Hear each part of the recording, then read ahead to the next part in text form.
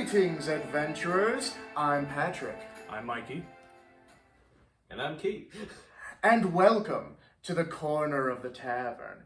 And today, since at time of recording it is Ash Wednesday, we thought it might be a fun time to talk about religion in fantasy. Different religions and how they affect the settings, the characters. And I guess I'll start. Do you guys, when you make a character, do you typically make him religious in any regard? Like in Dungeons and Dragons or any sort of fantasy game? Yes. If the following game mechanics, I believe, are fun, I will then make him religious. Gotcha. I don't unless he is like an explicitly religious class, such as a cleric or paladin.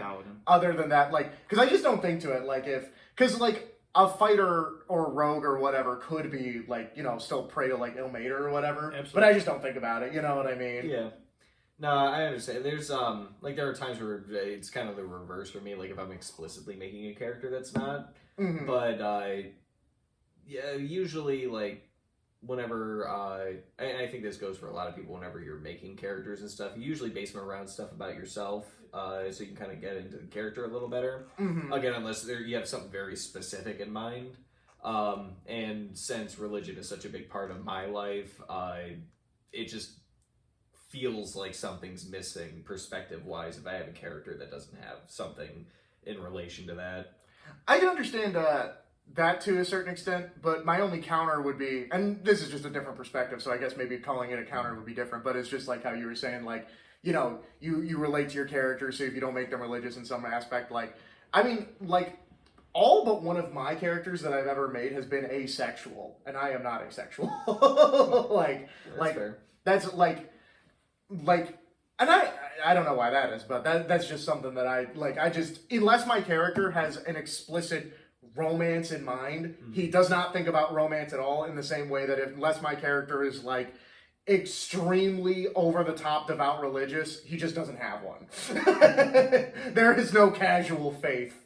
I mean, that's fair, too. I mean, like, none of my characters I've ever played have been romantic in any sense, just because it's not, like, something that I'm really interested in pursuing in, like, either Dungeons and Dragons or whatever it may be, so... Are you dark side filling me right now? Yeah.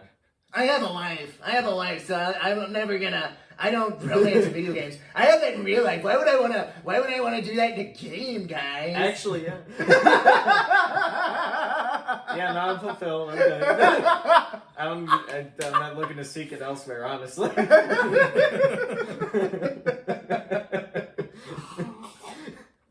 Oh, shit. But enough about Phil. Back to Faith. Do you guys pray to Dark Side Phil? I do not pray to Dark Side Phil. Lord, no. He has not been canonized, so no. He's not been canonized. If you typically make a religious character, what faith do you typically have them following? I'm always attracted to evil deities. I think the idea of evil is interesting. So the idea of an evil deity, I think, is always interesting. It's the combination of why is this character following this faith, and what aspects are they projecting for their evil faith? Fair enough. Yeah, that's fair. I guess it really just depends on the setting. Honestly, of, like, whether it be literally any game it may be. I do like your evil faith take. I've had certain characters who do stuff like that as well, and it can be pretty fun. But I'm just typically, like, I don't like playing evil characters just for the sake of, I don't know. It's not really, like, my mindset of, like, getting into characters wise. Like, it always feels a little, like, forced and wacky, and I kind of become a murder hobo. Yeah, I'm not just evil, I'm crazy evil. I'm like Daredevil if he was evil. Yeah, it's just like, it seems like a little extreme or forced whenever I feel like I'm playing those characters. When you take on the roles of DM, it gets 100 times better. Oh, I'm sure. Yeah, if I'm, like, role-playing, like, oh, this is a twisted, fucked up world, oh, yeah. But, like, if it's, like, personally a character that's, like, you're running with, and it's like, yeah, sure, I might want to make, like, a bad guy character, but again, that just falls into literally any bad guy character that I play. It just kind of falls into one of those categories. But yeah, no, I guess it really just comes to like whatever setting I'm in. If it's like normal, you know, 5e, Forgotten Realms, all that, like usually Ilmater, because that's the closest comparison they have to the cleric of my faith in real life. But if it's something like, say, like Dark Souls, a lot of the story, although it's like present in the game, is more like background noise.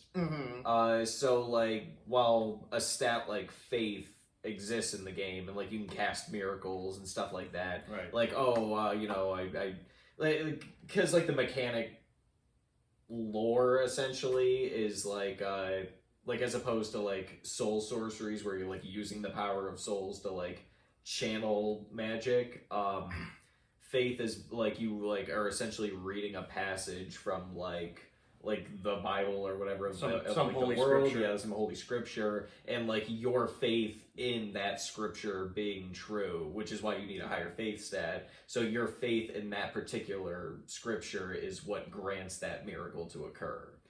So if you don't have enough faith, does that mean you can't read? It just means that if you read it, you don't have enough faith to believe that it is Alright. something that can happen. So like, for example, What if I'm role playing a Reddit atheist? And then you wouldn't be a faith build. And you wanted to, like, I mean, like you could get all the spells, you could buy them, or the You'd be a miracles or sorcery whatever, build but and you call couldn't use yourself any a of them. faith build. That'd be saying like, oh man, what if I want to be a low deck smart guy and then try and pick up Guts' sword, and it's like, hey, you're not swinging it, buddy. I mean, fair enough. Going back to the original thing of like what kind of gods would you go for and stuff. I do similar to you, Mikey, where like I'll typically make a guy of like an evil god if I can. Like one of my favorites, I got whole hog into this, was when I last made a paladin religious character.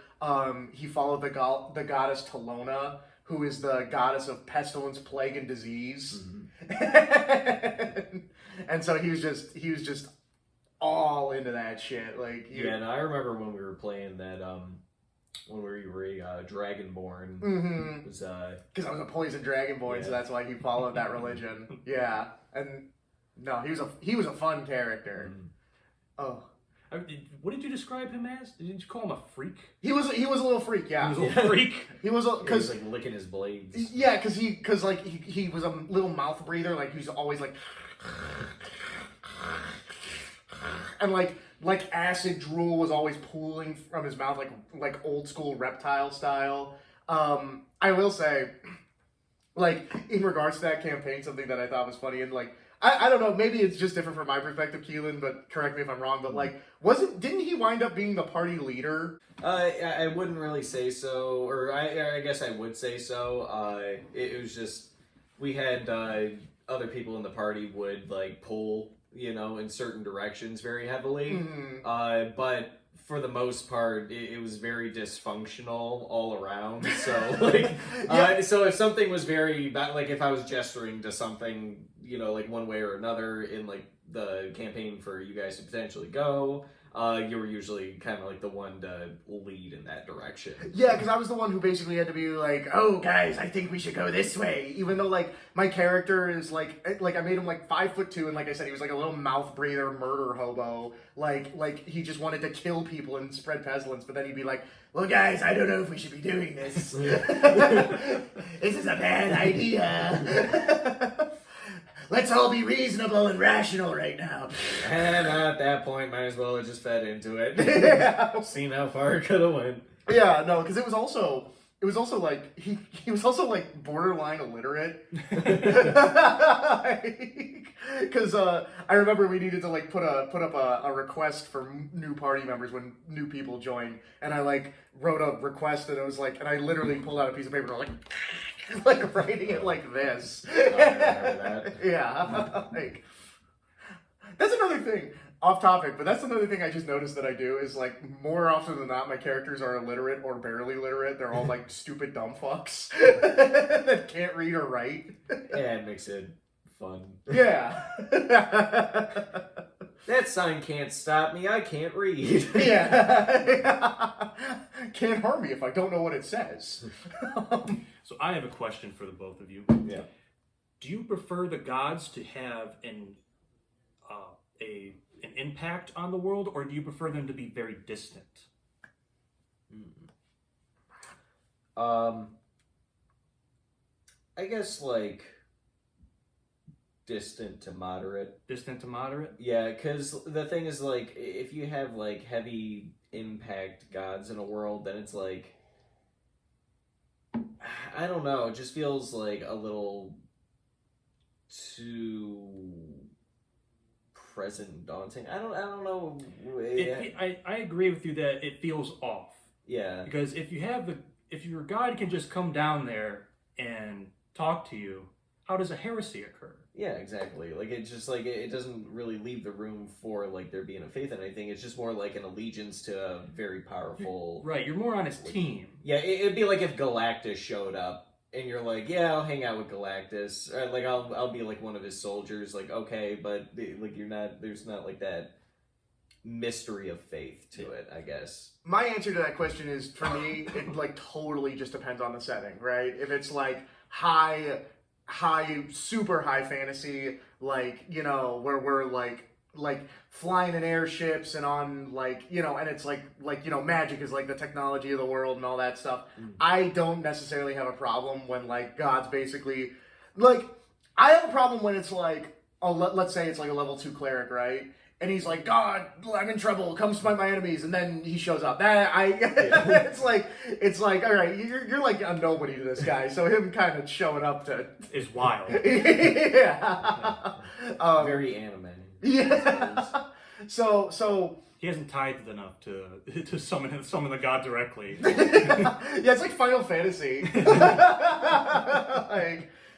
But yeah, no, that's sort of how I feel about it, where it's like, if it's very high fantasy, I don't mind if the gods are like more of an omnipresent force, like just kind of always around and everybody knows that they're real, and the like the religious battles are more between like my guy is better than your guy type shit rather than whether or not he is real. Yeah. You know what I mean?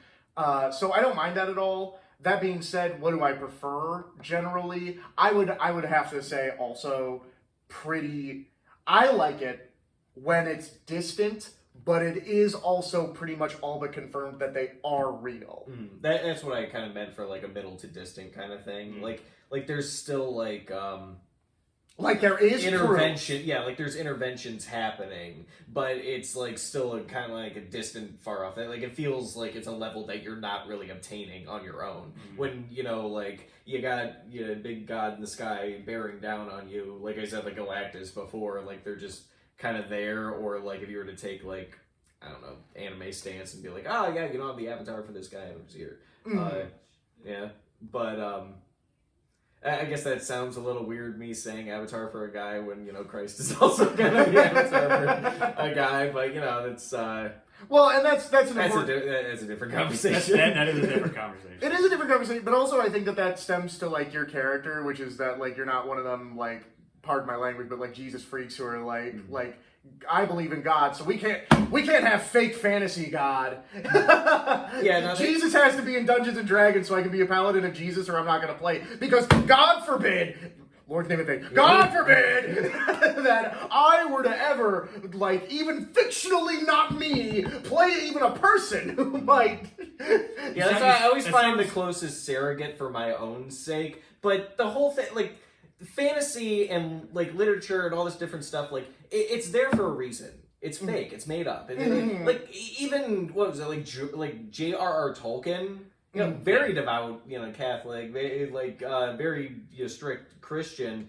Made a whole fantasy world where it had like absolutely nothing to do. He was the birth of modern fantasy. Fake fan of Jesus. Wrong. You take that back. You take that back, boy. Look at my belt. Where's mea culpa?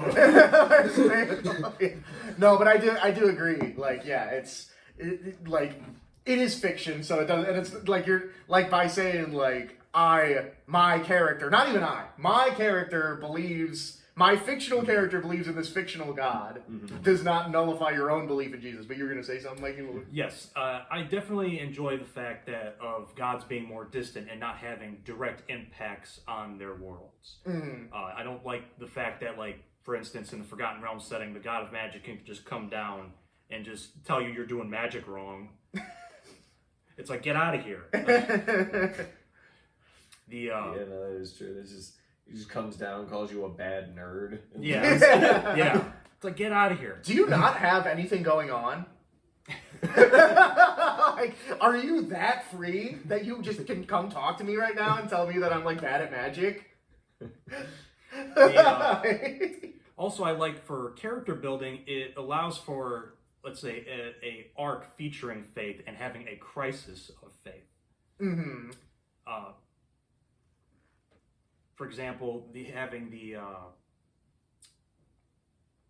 I lost my train of thought. Oh, you're fine. Yeah. I get what you're saying though. Like, yeah, like you could have fun character moments with characters like losing their faith, like something like you know, like having an entire character's family like killed or whatever in front of them, and you know, yeah, like questioning it, you know, come to terms. Yeah, with the why hard would parts of it? Yeah, why would God do this to me? Why would my God do this to me? Why would my God forsake me? Well, is he even real? That sort of thing. Yes. Kind of that loses a little bit of steam when like you know that both he is real and also heaven and also they're there now. And also, they can just come in and say hi. Yeah, right. He's just dropping by for some coffee on Tuesday. Do keep their corpses around and just cast like Speak with Dead on them on like a regular basis and just be like, "Well, my family's dead. What you're doing is wrong. Who says?" That being said, how do you guys feel about ascended gods who were once mortal and then ascended to divinity? And how does do you like the idea of a player essentially being able to do that? First part of your question, I do love the concept. I think that typically those make for really good villains. Yes, I think- I'm a big fan of the Dead Three. You know, Ball, Merkel, and Bane. Because then your gods have like very, very, very human faults, and you know, egos, and it makes it very again a very good antagonist to go after. The idea of a player ascending to godhood, I don't mind, but very much I think that that's like a last session type of a deal, because where do you go from there? I agree. I do like the concept of it, though. Again, I do agree that they do make good villain characters. On the other hand, if you were to take something like the Elder Scrolls, there's a few examples of that being very interesting in there, because That's what the Dwemer tried to do. That's what we had a few people try to do. Yeah. Because there's one of the actual pantheon, like the Nine Divines. Actually, Yeah, Talos. two of them, because there's Talos and there's oh man, what was the other one? Archay. Oh, really? Arcade? Yeah, Archay was said to be a human shopkeeper. Really? Yeah, that after he died was granted divinity by Mara and ascended. That's weird. So he like, that's why he's like because it happened at his death, so he's the god of life and death. So he like is like the god of those cycles. But then yeah, you have characters like Tiber Septim, which that in itself is a whole conversation. But so Tiber Septim or Talos becoming the Ninth Divine, and then you have like the Tribunal from Morrowind all achieved like a living godhood. So they have like godly powers, but walk amongst everyone. So they're just the living gods in Morrowind who just hang out there. With the ability to not only interact and best other gods who are on like the divine plane, but can even materialize stuff within the mortal world. Gotcha. So there's a whole, and again, they are also very prone to well, they're elves, but human faults. So like that's a good example of like, you know, like a faulted god being risen up kind of thing, like ascended. Yeah, so like that setting has just a lot of that going on. It makes it for like very interesting lore. So I'm actually a big fan of like that kind of thing. You know what concept I also really like while we're kind of on this topic is stolen godhood. And again, I think that that's another thing that makes for a good villain. Yeah. Yeah, You've taken the divinity from another deity or something. I think didn't that happen to Ball with another character in the Forgotten Realms lore? I thought somebody else like killed him and took his spot. I know Lulth took was it from like the demon web pits, I think, was like she killed the person there and took their spot and became a demon lord. I'm not sure about Ball though. It might have happened. I need to brush up on some of the lore, but yeah. I just like it because again, I think that that's another good concept for a villain, and I especially like it. I especially like it as a concept when it's like you're playing a character and it's a revelation that they come across, like 200 years ago this divinity was stolen, but you would know that because all of your life, You've just been It's following. just been there. Yeah. In that way.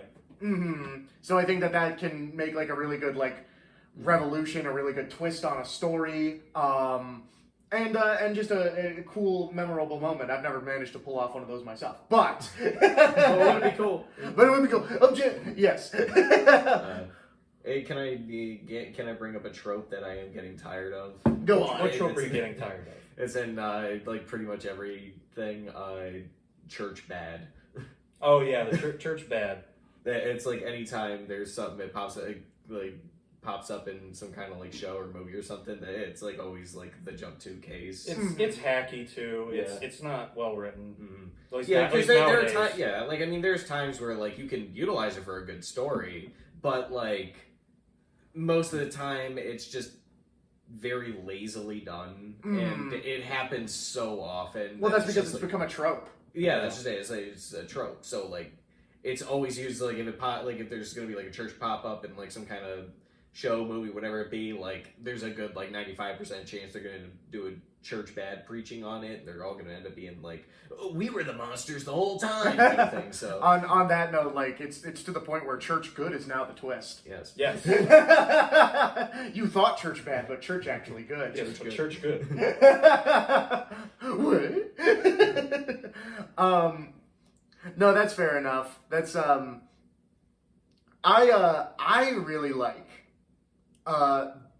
you guys ever notice, okay, now that I'm thinking about it, why do church always grant lightning?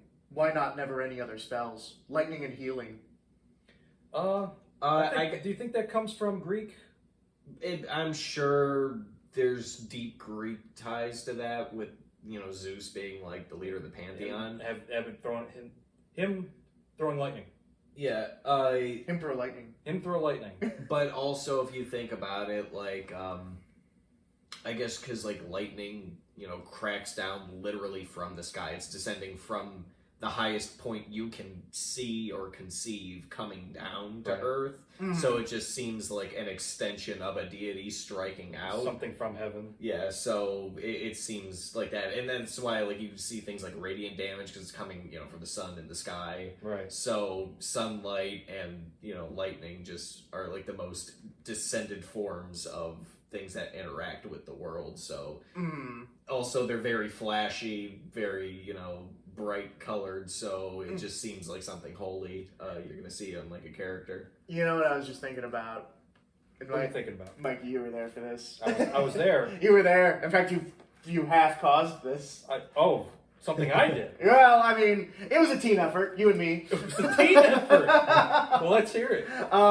It was the only cleric I ever made who was not religious, Qual Kalmar. Oh, yes, I remember Qual. I remember him very, quote-unquote, fondly. I'm very fond of Qual, personally.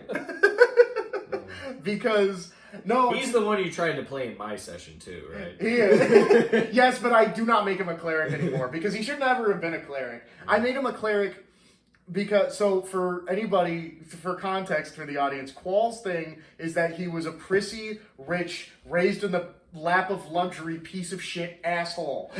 He was a mega church pastor kid.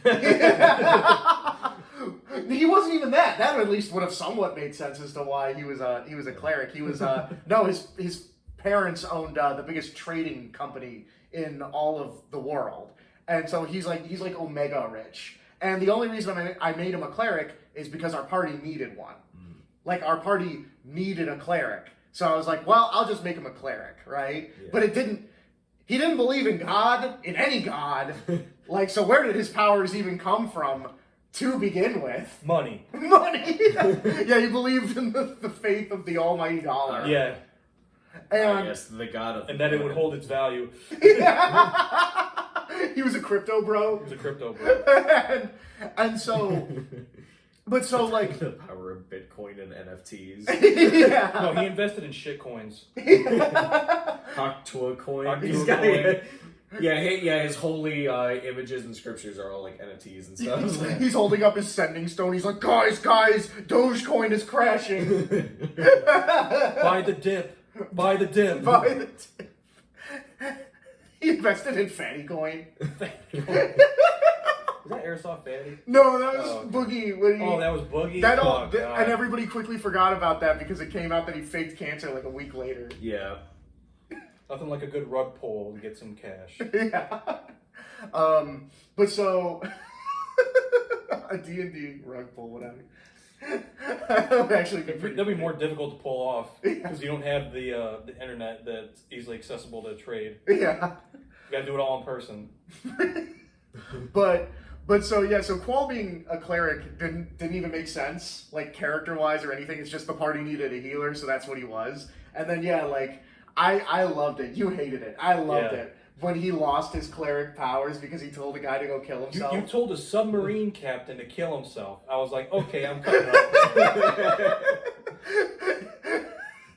And someone else at the table actually tried to like give me a second chance because they were like, no, he doesn't mean it. He's just grieving right now. And I was like, no, I do. I mean it. I really, really mean it. I was like, okay. I didn't just triple down. I quadrupled down all in one move.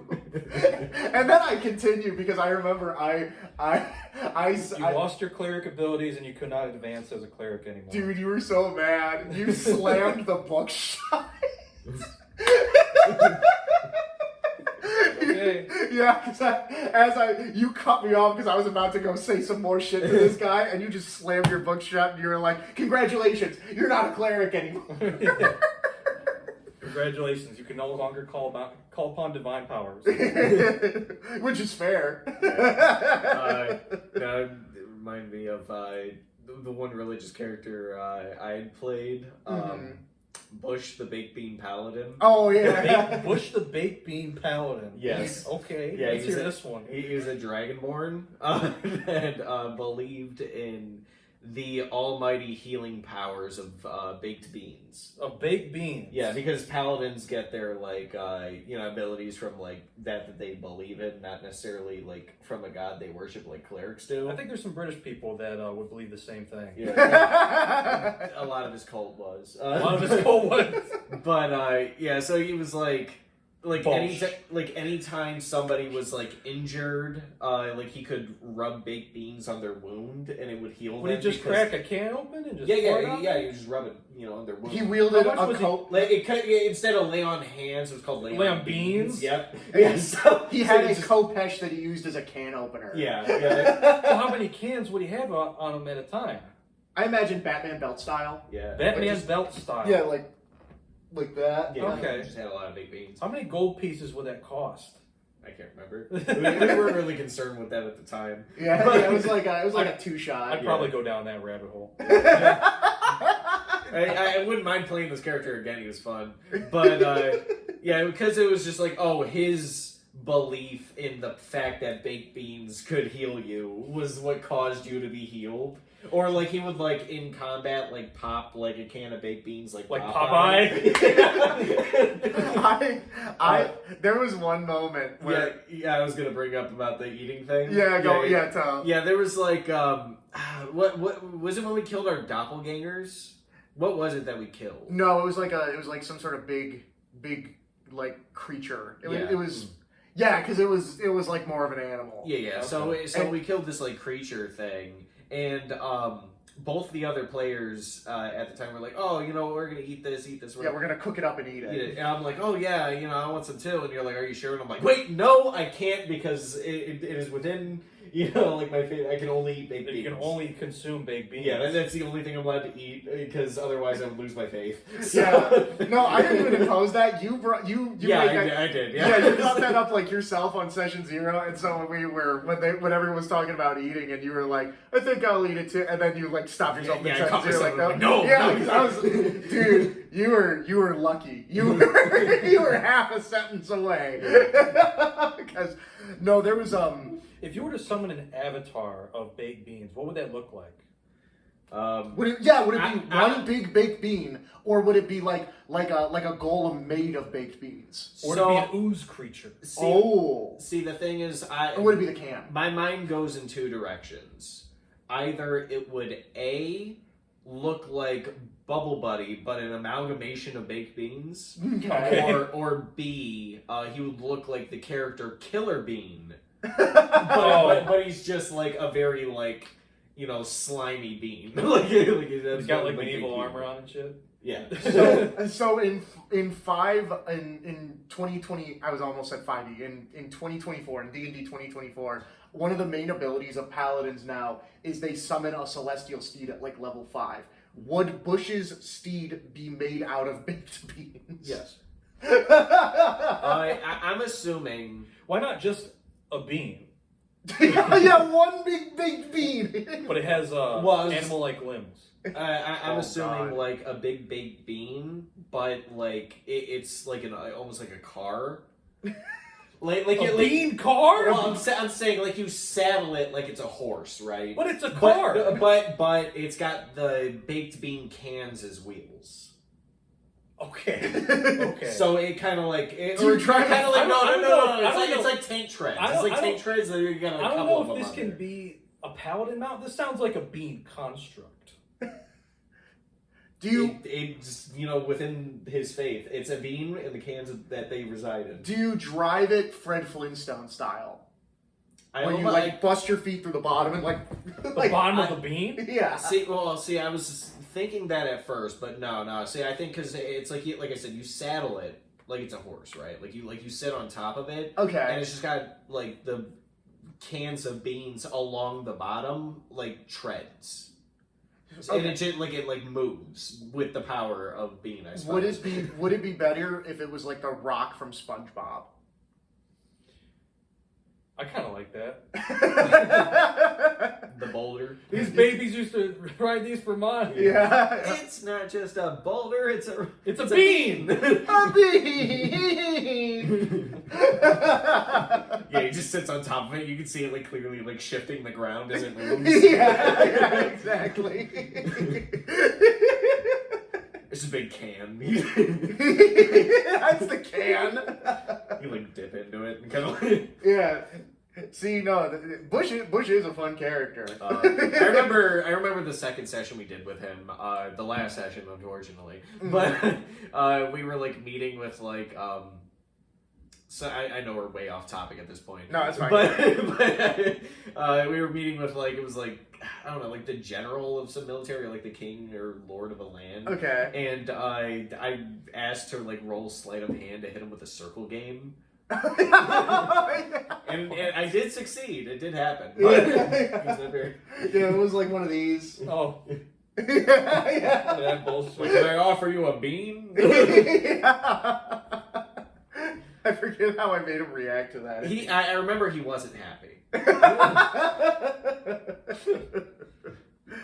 No, I remember that session. That was a pretty fun session. I I felt bad because at one point, one of our friends, I normally don't do this, but this was like a series of, I'm just talking about this session now. There was like a series of obviously bad decisions that led up to a crit failure, and I was like, this has to kind of be punished. Because normally I don't like do limb dismemberments or whatever, but like, do you remember when that one character got his arm chopped off? No. Well, you weren't there for it.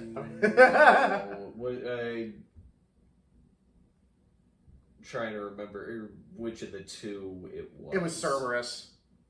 Okay. I don't remember the part, but I do remember the character. Yeah, because I still kind of feel bad about this because I do think, like, again, dismemberment is kind of a very harsh thing to impose on somebody's player. Yeah, but also again, I do remember, like, again, it wasn't just Nat 1 that led to it. It was like, I don't know, man. That blindness in that campaign was going pretty fun. Well, that was different also because you. It was voluntary. I imposed it on myself. Yeah, like I just said, like, oh, a guy went to claw your eyes or whatever, and you were like, wouldn't it be cool if I just lost my eyes from that? That wasn't even a crit failure, but no, because like what it was I remember. I don't remember all the details because it was a couple of years ago now, but like I remember the party like basically like made a bunch of decisions that was like, oh, we sneak into the king's castle and we knock out his guards and we do this and we do that. It's like a bunch of decisions that are like, these are not good choices. Yeah. That then culminated in like, and we go to slit the king's throat in his sleep, and then it was like, oh, but I Nat 1 did, and then it was something like, oh, and then the king wakes up and like cuts your arm off or something. You know what I mean? Like. Don't you know the king got that thing on him? Yeah, it wasn't exactly that, but you get what I'm saying. It was like... Yeah, it was about a while ago. Yeah. I gotta remake that character. And then Qual can be a cleric again, and then they'll be journeying together. What would Qual be a cleric This will be a new definition of crisis of faith.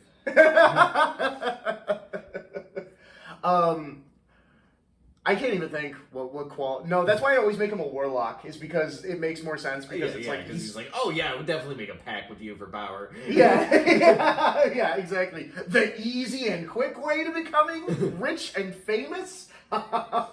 Say less. Yeah. Like, what seminary? Yeah, what seminary? No, but do you guys have any ideas in mind for a particularly religious character for the next time you want to play a religious D&D character? Not particularly. Like, I can't think of a good personality at the moment for a religious character, or even with a fun backstory. I guess the cleric of Ilmater that I was initially meaning to play in that Baldur's Gate game with you. Oh yeah. Because the thing is that I wanted to play that character straight, but the way that campaign went, yeah, I kind of ruined that. Well, it was just the point of like we just kind of weren't role playing after a point. Yeah. So like it was still fun, but it was just I wasn't role playing the character. So I wouldn't mind like actually trying him out at some point, like maybe on like tabletop. Mm-hmm. I always think about going back to Trial. I would classify him as my first real D&D character, the self-hating paladin, because his religion viewed his people, because he was a changeling, and his religion viewed his people as an abomination. And so he was like on a quest to cleanse his soul, and that was why he quested around and stuff like that. And I really liked him, but I also do feel like his story kind of came to an end with his death. Like, you know what I mean? Like, yeah. Like I've always wanted to return to him, but also I feel like... How did Trial die? He died in an airplane crash. Oh yeah, that one's always rough on players. And normally I wouldn't consider that the end of his story, but specifically it was set up earlier that he always carried a letter on his person to be returned to his love, which you hated. You hated that bit. I just think you don't like me as a player, Mikey. Because everything I do, you're like, could you not? Getting called out. No, it's fine. I'm just saying. I do enjoy you as a player. Thank you. That means so much to me. Why do you hate my characters then? Because they I just can't I can't synergize with them. I can't vibe. Well, also, most of the time when I'm DMing, I'm running published adventures. I'm not running my own stuff. So I'm not used to freestyling with characters with such personality. So it's difficult for me. Thank you. That's the most polite way to tell me I'm obnoxious. It's just you have such a big personality. That's why guys don't get you. That's a really nice way of saying I'm a bitch. No, but I guess this is what a rogue's backstab feels like. No, but cause yeah, I remember there was his thing. He was the one character that had the romantic idea and stuff like that. Cause he fell in love with the NPC quest giver, and it was more of a joke. It was more of a running joke. He was like an incel. He was like, I did the thing for you. Are we dating now? Type shit. But it was established at one point that he carried a letter on his person to be, if he were to ever fall in battle, to be delivered to her upon his death. And he did die in the airplane crash. And so the letter was delivered the next time they saw her by the rest of the party. Mm-hmm. And it wasn't just a creepy love confession. It also had a resolution of oh, my friends were able to see past my hideous sin-filled body and love the person that is underneath. I will treasure them always in my adventures beyond the grave. Love always. You know what I mean? Yeah. So, nah, be like Marvel. Dig him back up, resurrect him. A fish just comes out of his grave and he digs himself up. It's like they just dug up Gwen Stacy's corpse recently. Might as well do that. I was rejected from heaven for being a freak. I was not able to pass on. My soul was never cleansed. Yeah, exactly. I went up to heaven and my God said I was still wrong and he sent me back down to continue my journey. That could be what vengeance is. No, vengeance is something else. I do have his thing kind of worked out, But yeah, no, so that's again just why I'm always I love Trial and I would always love going back to him, but again, I feel the fact that his death and letter from beyond the grave, I feel, was a very finite conclusion to the character. Mm-hmm. So it just feels kind of weird going back to him, you know what I mean? Yeah, that makes sense. So on the topic of souls, what do you guys think about soul damnation? Such as let's say your character dies, but they died under the circumstance that because of your death, an outside influence, your soul is damned instead of going into its rightful afterlife. I mean, obviously, I love the idea. Mm-hmm. Now, here's my question in this hypothetical proposal: does this continue the story of the character? For instance, it was a TPK, right? So now the whole party is dead. And now it's the whole party is being sent to hell and they have to get out Kratos style. I think that does make for a very interesting campaign hook. I like the idea of it just that being the conclusion is that your character is just doomed to suffer. No, I do like that. I think it's fitting. There's again, there's different settings in which different things occur too. I know I'm gonna be this guy. I'm bringing it back to the Elder Scrolls again. Oh God, shut up! No, but yeah, because there's certain things you can even do that to your character, or canonically people have done that because the soul trapping. Well, yeah, there's soul trapping, Jib, he's trapped in the soul cairn for all of eternity now, or at least his soul sentience is. But yeah, there's characters who make pacts with the Daedra and stuff, and they're just doomed to suffer in their domains. Yeah, in their domain forever. So that would be awful. Yeah, well, it depends on the domain, but most of them, yeah. I mean, if you were following Molag Bal, oh my gosh, you're done. Yeah, you're done. You're done. If it was Azura, then or I'd say the Nightingales and Yeah, like Nocturnal. Nocturnals wouldn't be too bad. Nocturnals wouldn't be too bad. The thing Also, is, you get their sick as fuck armor. that's true. I'd sell my soul for that. Like Azura's Afterlife, I think is one of the ones that aren't too bad. Like her and maybe like Clavicus Vile, because like I feel like I just get bored in Nocturnal's domain. yeah, because it would just be dark all the It's time. just dark all the damn time. Nobody's trying to invade your damn domain except for other Daedra lords. Yeah, like Azura's is like said to be like constantly in like a twilight and dusk like era, but everything is so gleamingly beautiful that if you're a mortal going there, you would go blind. Fuck. So and then like Does that count? Does that carry over even after you die? I What if I don't put know. If you sunglasses? have her favor, then no, I guess What if I put sunglasses on? they don't have them. What if I wear them at I night? get some though? Dwemer sunglasses, yeah. Yeah, get some Dwemer sunglasses. Like Clavicus Viles isn't too bad because it's like, oh, it's just like really. Doesn't he have floating like islands and stuff in his? You're thinking of what's it called? The Infernal City books. That's like a portion of his Okay, so that's just a Daedric domain. piece. Yeah, got like ripped out and like sent to the mortal plane, and it's like floating there taking souls. But yeah, his is like a kind of like a pristine countryside, like very nice. The only thing though is that there's just like a hint of like something dead and rotting on the wind. It's like the only downside. That's annoying. Should do like a Daedric realm ranking list. Oh, of like, hell like, yeah. like tier list of like, or like a ranking list of like where you would want to spend eternity if you got banished to one of the Daedric realms. And all yeah. I like, know which it was ones an you- F tier. I know. Oh yeah, Molech. Molech Ball. Yeah. Also, who would you pledge to and stuff like that? And Yeah.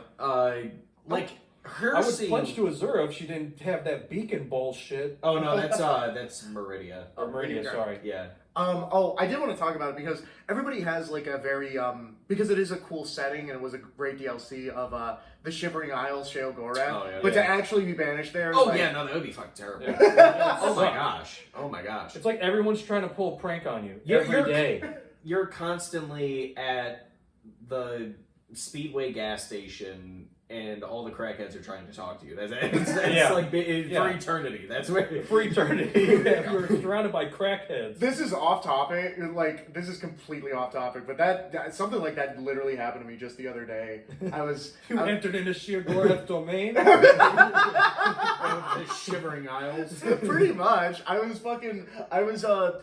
was like 1 a.m. and I was driving home from the gym and I needed to get gas and I was filling up and this dude just came up to me and he tried to dance with me in the middle of the gas station parking lot at 1 a.m. and I was just like, So no. you turned the gasoline hose on him and lit his ass up. No, I just was like, no, and he like respected it and he was like, you know, whatever. But it was just like, just reminded me of that. Like, Yeah, no, that'd be like Shagorth's realm. Like I said, her scenes would not be too bad. which one is he? It's if you like hunting, it's fun. Yeah, I would say. That guy, Yeah, he's okay. the god of the hunt. If you followed him in life and were a werewolf, like or like And kind of like enjoyed it. lycanthrope, like if you were a lycanthrope and we're like, oh yeah, her scene's cool, then you got to go to like his like either way, you're still going to his domain in the afterlife. And If you go as a werewolf, are you the prey though? Are you the thing? no, that you're hunts? just No. you're eternally in his hunt with Yeah. him. You hunt with him Forever? Yeah, Yeah. forever. So you just hang out and hunt all the time. I feel like that would get boring after a while, would it not? You gotta Well, really I mean, like hunting, you're man. kind of, that's just it. It's like, oh, if you know, like you're like, oh man, I love being a werewolf, right? Like, or it's just like, and I mean, I guess it wouldn't get boring because it's like you're just constantly traveling around the domain with very big pack of other wolves, and you're constantly, you know, Eating in the elk. game of the hunt. Like you're constantly like in the hunt doing what it is that apparently you loved in life. So I mean, You're just playing Monster Hunter. Like, I get it. I don't know. I just feel like. well, I'm not saying it's the best. I'm just saying, like, if you love being, like, to be fair, like, all right, fine, let's take it the other route. If you love being a vampire, in It's still the not Elder great. Scrolls, well, I was gonna say, like, if you love being a vampire in the Elder Scrolls, Molag Bal fucking hates you. Like, her scene likes you. Like, right? Like, her scene's like, oh, my werewolf children? Oh, yeah, you're amazing. Yeah, he vibes with you. Yeah, Molag Bal, he... Hates So everything. The creation of vampires, I cannot even say on the show. Right. Yeah, I do know about that. So like, that's how he feels about like vampiric life, and he still grants it as a I was gonna say, power. why does he make him? Why does he make him if he hates him so much? Because it's still an extension of like his power, and he wants to like influence the world. It allows him to he influence enjoys the the world. corruption of it, Yeah. and that goes into what you have to either go through or willingly give someone up to go through in order to obtain these powers. So, okay, so if you were to become a vampire, you're basically like kind of banking on the idea that you'll never die, because if you do, you'll be in for an eternity of torture. Yeah. Oh yeah. That's what I'm saying. So, like, comparatively, if you were picking either a werewolf or a vampire, it is way more beneficial to you, To be a realistically, to be a werewolf and enjoy it than a vampire and enjoy it in the Elder Scrolls. I'm debating on whether or not I would take that chance. And we're just talking normal vampires, not like the fucking vampire lord thing either. Yeah. Yeah. No, that includes vampire lords and stuff like that, too. Oh yeah. But you Because still you live gotta for... think, because the Daughters of Cold Harbor, bro. Well, you gotta still think, like, you'd be living for, like, hundreds of years on the good end. You know? Yeah, but I mean, imagine you're in a situation for, like, the Dragonborn, the Dawnguard DLC. Like, Serana was locked away for literally, I think it's Thousands of years. Yeah, thousands of years, but the thing is, it's like several eras worth of time. Yeah. Because when she emerges, she doesn't even know about the Empire. The Empire's been around since, like it started first era with, like, Alicia, and then, like, got rebirthed by Raymond in the second era, and they got rebirthed again by Tiber Septim in the third. She doesn't even know what the fuck that is, so she's been in there since the first era, and you are now in the beginning of the fourth. Okay, but... Would time not be such a nebulous concept to you that you just wouldn't give a fuck if that were to happen to you?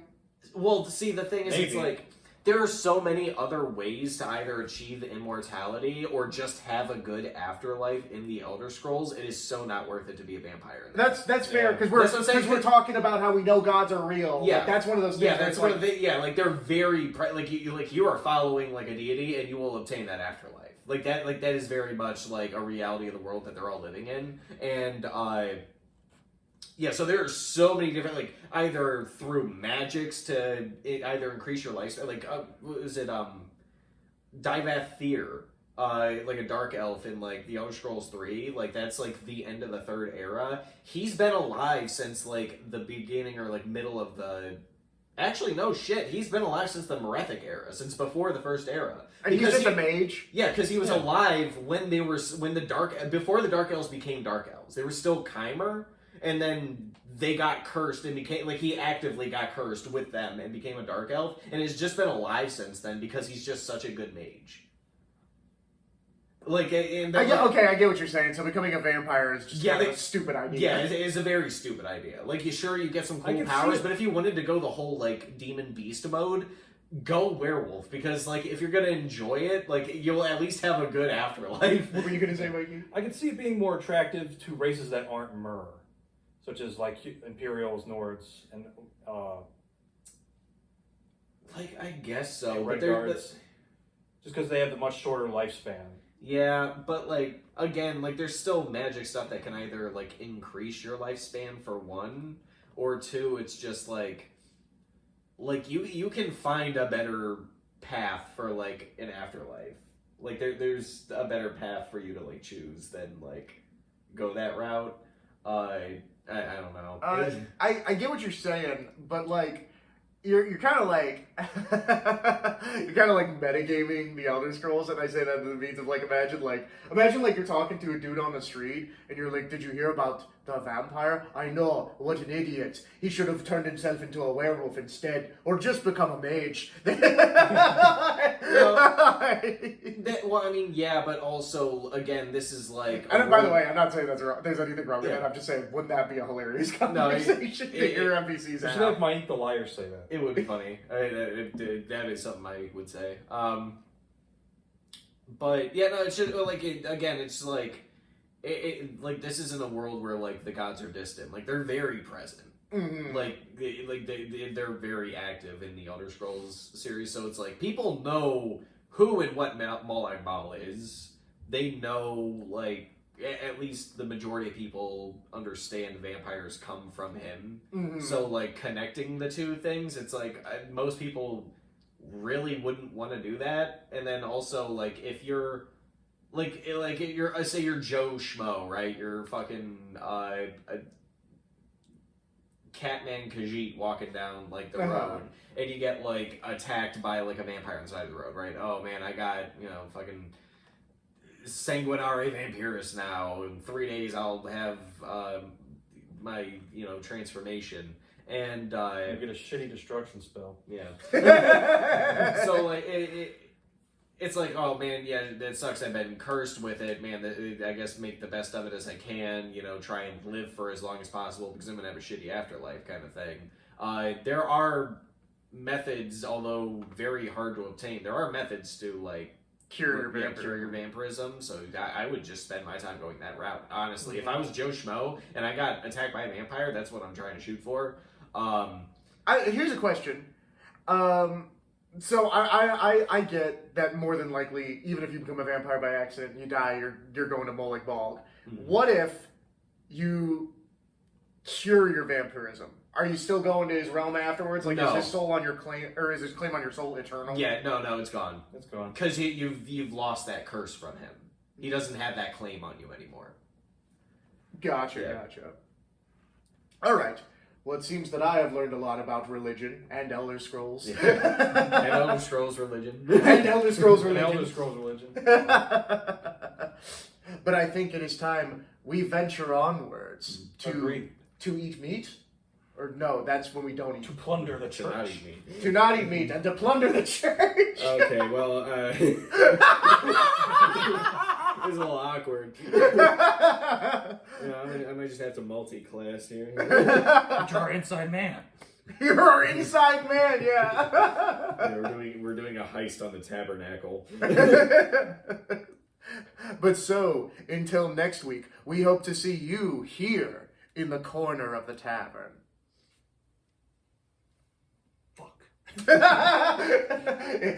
This doesn't end until you get it. There we go. There we go. Episode over.